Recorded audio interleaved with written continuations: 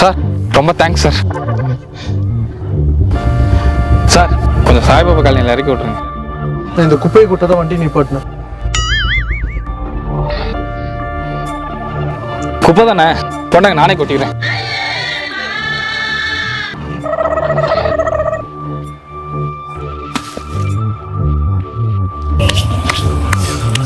போட்டாச்சு, இப்போ போலாமா?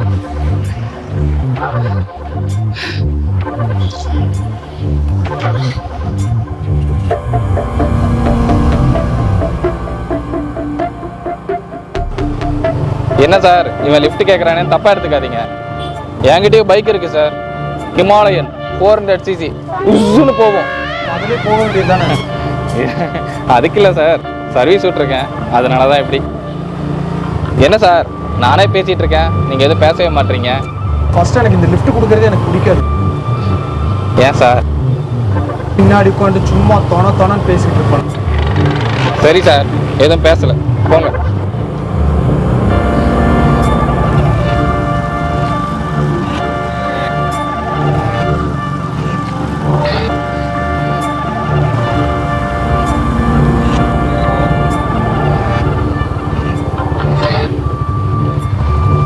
ரொம்ப தேங்க்ஸ் சார்.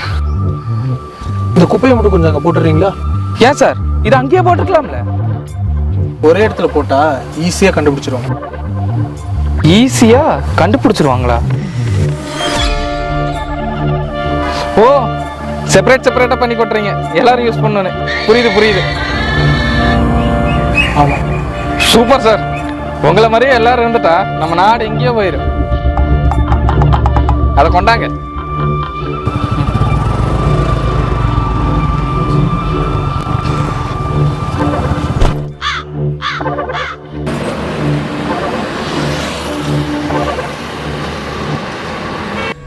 கோவையில் ஒரு அதிர்ச்சி சம்பவம். கோவை துடிலூர் பகுதியை சேர்ந்தவர் விஜய் நாராயணன். அவரது பக்கத்து வீட்டுக்காரர் திரு செல்வம் என்பவர் அடிக்கடி அவரிடம் தொண என்று பேசி தொல்லை செய்துள்ளார். இதனால் எரிச்சல் அடைந்த திரு விஜய் நாராயணன் செல்வம் அவரை துண்டு துண்டாக வெட்டி பார்சல் செய்து சிட்டியில் பல்வேறு இடங்களில் குப்பை தொட்டியில் எரிந்துள்ளார்.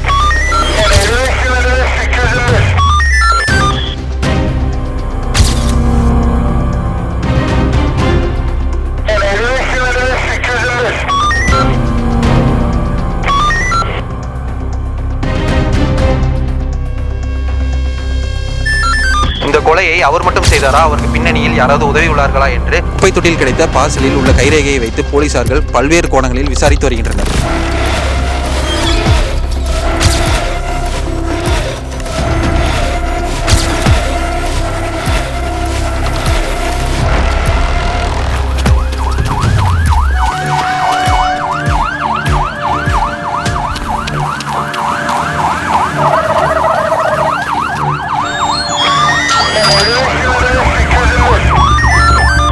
விசாரணையில் விஜய் நாராயணன் ஒரு மனநல பாதிக்கப்பட்டவர் என்றும் அவருக்கு உதவியவர் தான் இந்த கொலையை செய்திருப்பார் என்று போலீசார் சந்தேகிக்கின்றனர்.